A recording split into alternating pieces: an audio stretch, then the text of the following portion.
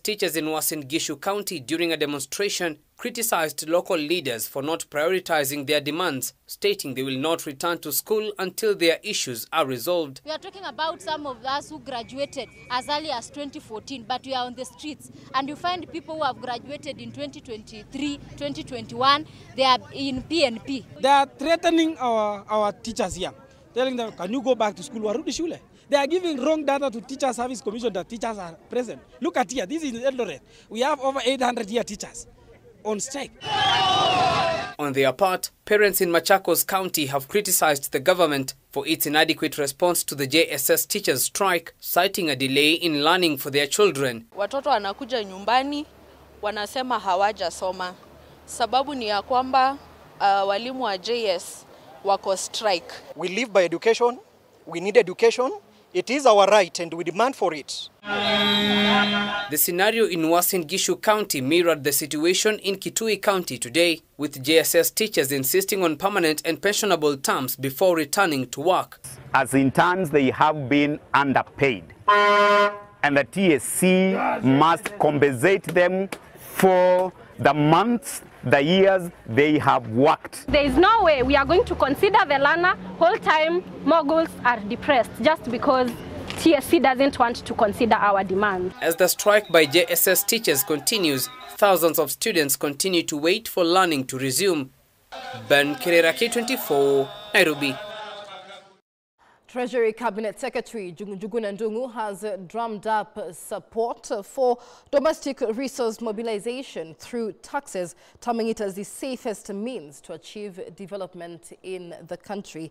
With the 2024-2025 budget attempting to shy away from borrowing. This comes even as he emphasized on the need to protect the economy, which according to the Kenya National Bureau of Statistics has recovered from the shocks of the COVID-19 pandemic to hit a 5.6% growth to the GDP. Here's Joel Chacha with the details. As the Finance Bill 2024 debate continues in the country in a bid to finance the 2024-2025 budget, Treasury Cabinet Secretary Njuguna Ndung'u is now vouching for development to be funded through taxes and not loans as it has been. I'm a great supporter of domestic resource mobilization. A whole DRM, we call it domestic resource mobilization because we cannot finance growth. We cannot finance development projects without resources, whether we raise them through taxes or through other instruments that can be used. This even as the Kenya National Bureau of Statistics has launched the Economic Survey Report, which has demonstrated the economy as having recovered from the shocks of the COVID-19 pandemic. We have grown by 5.6%. Now this, if you check the last 5 years, then before COVID we were 5.1. When COVID hit us, we went to negative 0.3. Then after that we had a big jump because we were coming from the negative to 7.6. So the 7.6 was majorly informed by the low base that we are coming from. It is quite important that we can defend and protect that economic recovery. By the way, 5.6% is above average even in the African region. That real growth is above average. So we have to defend, and how we defend it and protect that economic recovery is very, very important. According to KNBS, the agricultural sector had boosted exports, hence reducing the balance of payments while strengthening the shilling. However, the mining sector is dragging the economy. Main driver to this growth that we are experiencing is agriculture, forestry, and fishing, which has grown at 19.8%. And so, when we look at the trade balance, that is the balance of payment, it moved from 1.62 to 1.60. So that means we are narrowing the gap of the balance of payment. We need to go into a totally different trajectory. 1, faster growth. 2, strong growth. 3, functioning markets. With Kenya leading in matters technology, cybersecurity is however the biggest threat at an alarming rate, threatening the economic growth. The total number of cyber crimes reported in 2023 was 1.7 billion. a rise from 700 million. That is a big, big difference. And of course, this is an area where a lot has to be done to curb this, because most of the things that we are doing currently are based on ICT. Joel Chacha, K24 TV, Nairobi. President William Ruto has begun his 4-day state visit in the United States with a forum yesterday where he echoed the need for global democracy partnership. President Ruto's state visit, which marks history as a first for an African leader in 15 years, will see the latter highlight the digital space push in Africa and the inclusion of the business space for Kenya and Africa as a whole. Here's Milia Kisianya with the details. 4 hours after President William Ruto landed at the Hartsfield-Jackson Atlanta International Airport in the United States, the president has left nothing to chance, immediately commenting his 5-day state visit, starting in Atlanta, Georgia at the Carter Presidential and Museum, where he highlighted on the need for global democracy partnership. President Ruto is also expected to participate in a moderated conversation with the U.S. Vice President Kamala Harris on digital inclusion in Africa at the U.S. Chamber of Commerce. The president's state visit is poised to be a turning point for Kenya and is expected to strengthen ties between the two nations. The state visit will see him attend to a number of issues, which include business, education, and the health sector. Tomorrow, the president will preside over a forum at the Atlanta University Center, where he will talk on matters education and thereafter visit Tyler Perry Studios and Coca-Cola headquarters, among other engagements. The president is also expected to meet Kenyans living in diaspora before completing his historic state visit. President Ruto's state visit of the U.S. is the first by an African leader in at least 15 years. Previous state visits have been made by President Daniel Arap Moi and Mwai Kibaki. Milia Kisenya, K24 TV. A section of Kikuyu elders have come forward to criticize the recent meeting dubbed Limuru 3 that brought together leaders drawn from the Mount Kenya community. According to the elders, the meeting was highly charged with political undertones and works against the unity of the region. This comes as leaders and Kenyans expressed mixed reactions in the aftermath of the meeting, whose attendance was dominated by opposition-leaning leaders. Timothy Simwa reports. The just concluded Limuru 3 meeting and politics of the vote-rich Mount Kenya region continue to elicit mixed feelings. The latest to weigh into the Gema politics are Kiama elders drawn from Kiambu County, the venue of the highly publicized meeting. The elders opine the meeting served to divide more than to unite. Ile mkutano ilikuwa jumuiya huko Limuru. Mimi nilikuwa nafikiri ni mkutano ya kuleta watu ya Midimba pamoja. Na hiyo ndio ilikuwa wamesema. Lakini ile kitu ilitokea ilikuwa mkutano ya marubano. Watu wanatukana wengine. Kwa ile tu ile mambo ya siasa, ile mambo ya uchaguzi ndio wamerudisha. And since the conveners of the meeting recognized former President Uhuru Kenyatta as the Mount Kenya region leader, the elders want the former head of state to call his troops to order. Mimi ningeuliza Mheshimiwa Uhuru akuwe kiongozi wa kila mtu. Watu wote hapa mlima awe kiongozi yao, wawe kwa serikali, wawe kwa upinzani. Speaking in Nandi, Chesumei Member of Parliament Paul Biago says politics of coalescing around ethnicities are uncalled for. We want a one Kenya. All tribes in Kenya have equal rights to be in Kenya. Meanwhile, in Nyeri County, a section of leaders have called out their counterparts who came to the defense of Deputy President Rigathi Gachagua yesterday following allegations that the number 2 in command was being sidelined. Awacha kumpigia gitara Deputy Rais wakati yako kwa function. But when he is roasted, you are not there to support him. Na isikue ati watu wa Mount Kenya wakishikana ndio walete maendeleo na wafanye jambo, inakuwa ukabila. So tukubali kama vile kwingine kunafanywa, hata hapa ifanywe. Tuseme hili jambo. Mliona vizuri wakati rais alienda Western, aliondoa zile deni zote za miwa. Hata sisi tunataka Rigathi atutetee. Before yesterday evening, it had been widely reported that all was not well with the DP after he failed to attend major state functions and events. Hii mambo maneno mingi imeongewa hapa ya siasa. I will say nothing. The reason being, Rigathi Gachagua, Deputy President, is a man of few words. And if you have followed my politics in the last 10 months, I talk less and do more. The DP was later seen on Sunday evening with senior government officials who escorted President William Ruto to the Jomo Kenyatta International Airport as he jetted out of the country for his official state visit in the United States. Timothy Simwa, K24 TV.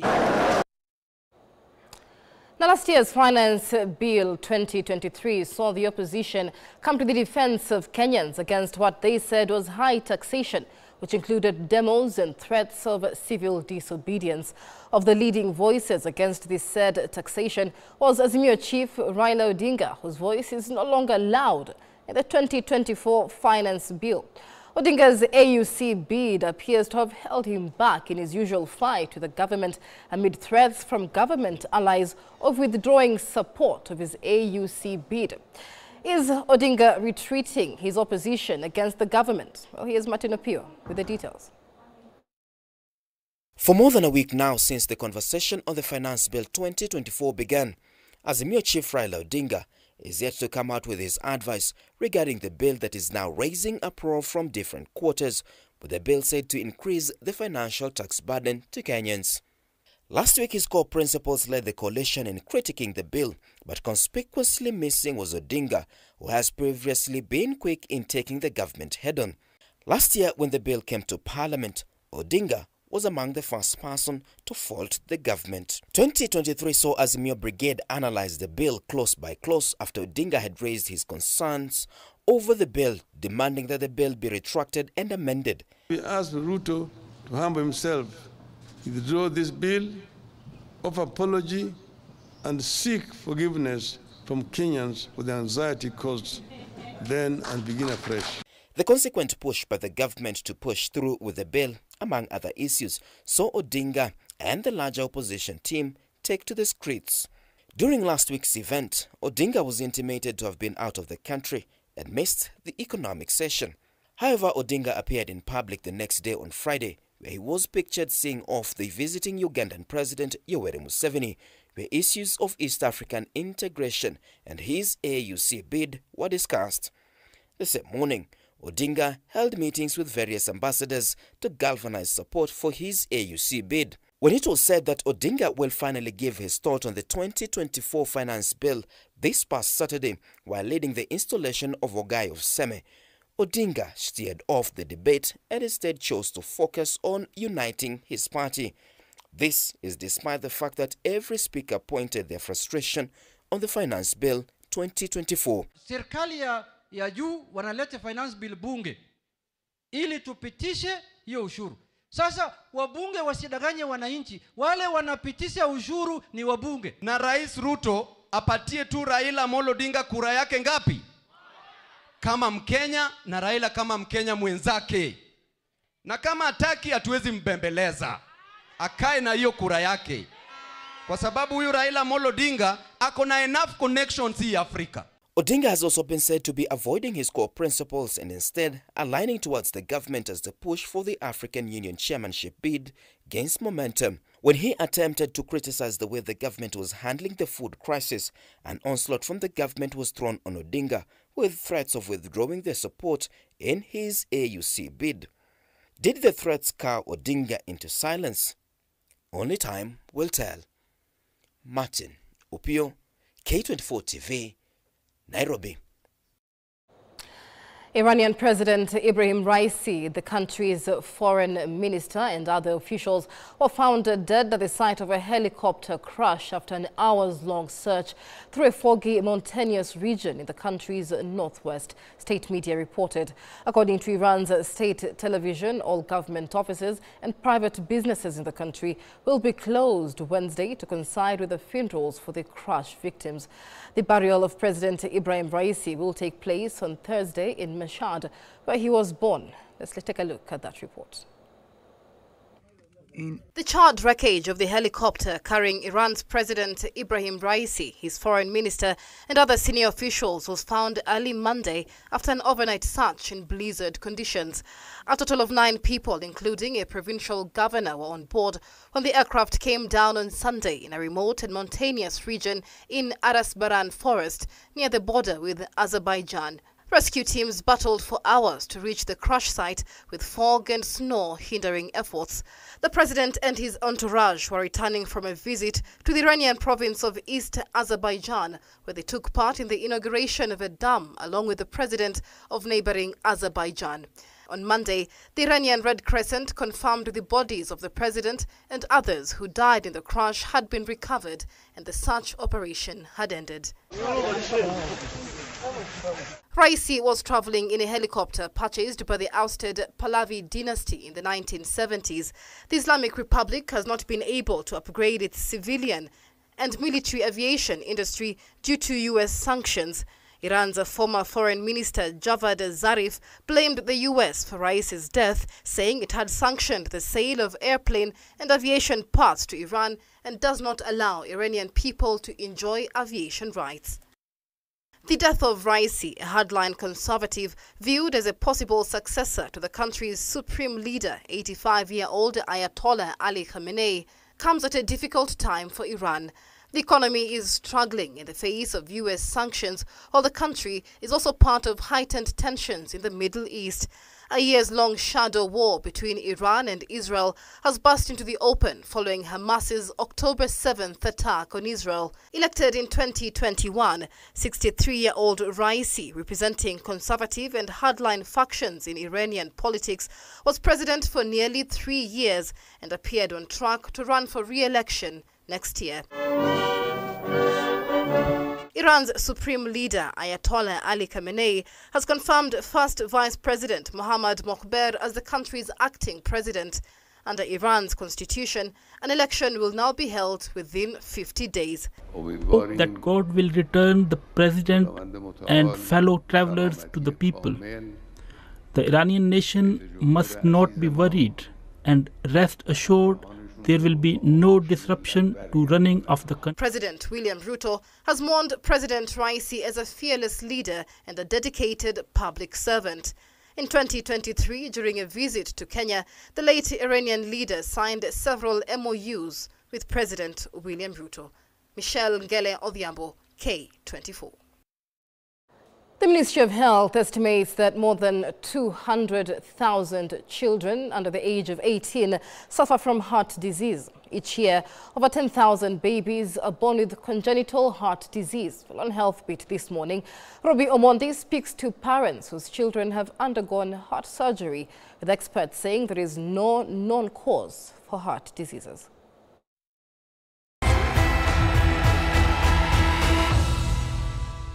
Nilikuwa nasema maybe naweza kuja hapa na nikarudi peke yangu bila mtoto. The sharp cry of a child is pain to the mother. Edith Kemunto remembers her pregnancy journey vividly after delivering her child 4 months ago and eventually being told that her son has a hole in the heart. Nilipomfikisha pale sasa hakuwa amegain ile weight yenye inatakikana. Ndio baadaye pale walipomwangalia ikakuwa sasa hako mwili joto, hata ile kupumua hawezi. Kule Kilifi wakamwangalia, wakampiga scan mwili mzima, ikuonekana shida. Akasema labda shida inaweza kuwa iko kwa kidney. Wakajaribu wakapata yuko sawa. Ndio daktari mmoja akasema pale kuwa wajaribu wamwangalie moyo kama iko sawa. Lakini pale walipomwangalia akapatikana akona shimo iko kwa moyo. The situation is not different for Beatrice Mora, A few hours after delivering her child, she discovered all was not well. Kaanza kupumua haraka haraka na kukoa na kutoa jasho. Nikampeleka hospitali wakaniambia akona shimo kwa moyo. Today we met these mothers here at MP Shah Hospital, where there has been free heart checkups and surgeries for 2 weeks. Their smile is back after their children underwent surgery. They can already tell the difference in their children's health. Maana wakati tulipokuja ile kupumua bado alikuwa anapumua ilikuwa iko juu. Lakini sasa hivi vile amefanywa vile namwangalia basi naona yuko sawa. Hata ile kupumua at least yako sawa. Na ile temperature alikuwa nayo sasa hii kipimo imerudi ile iko normal. Maana temperature yake ilikuwa inatembelea tio 38.4, 38.5 ikielekea kwenda juu, lakini sasa hivi amempima hii inaenda ikishuka tu. Sasa nasikia poa. Naambia Mungu ni asante. Contrary to those whose children have found help here, Beatrice Adero is still in pursuit for help. She gave birth to twins barely 3 months ago. One has a heart condition. However, she has been told that her son's condition cannot be treated in the country. Her journey getting her son's help outside the country needs to take place immediately. I did not expect that it would be that urgent. I thought it was something that could be managed, handled here in Kenya. But now I'm already late. I've run out of time because it should be done at 3 months, and already he has a month to go, 3 weeks. According to Dr. Salim Jivanji, there are different types of heart conditions, even though there are no known causes of these problems. Like atrial septal defects, ventricular septal defects. So atrial septal defect is a hole in the top chamber of the heart. Ventricular septal defect is in the hole in the lower chamber of the heart. You can have a narrowing of different valves, so pulmonary stenosis, which is the valve separating the heart from the lungs, aortic stenosis, which is the valve separating the heart from the body. There are certain syndromes which are associated with the heart condition, but the answer to your question, there isn't a specific thing that you can do to prevent having heart condition. You're just born with it. It's part of life. He also indicates that it would make a major difference if these diseases could be identified when a mother is pregnant, so that treatment can begin early. If you have antenatal diagnosis of a condition, then you can plan. You can say, well, the baby is going to be born with a heart condition, we should do something around the time of birth or soon after birth, or we are aware about the patient, we can organize appropriate follow-up. And then whatever operations required. But it's not as simple as that. And to strengthen the health sector in the country, especially for treatment of diseases like these, there is a need for training and provision of specialized equipment in Kenyan hospitals. Training, so you've got some really energetic doctors and nurses here, but it's pediatric cardiac surgery is complex. The children are sick going into surgery, sick throughout their surgery, and sick after surgery. So the skills of the medical team and the nursing team is very important to make sure they're good enough. Some things is particularly for post-operative care, some medicines, some that really can't be offered here locally, and those cases have to go abroad. Robbie Omondi, K24 Health Beat.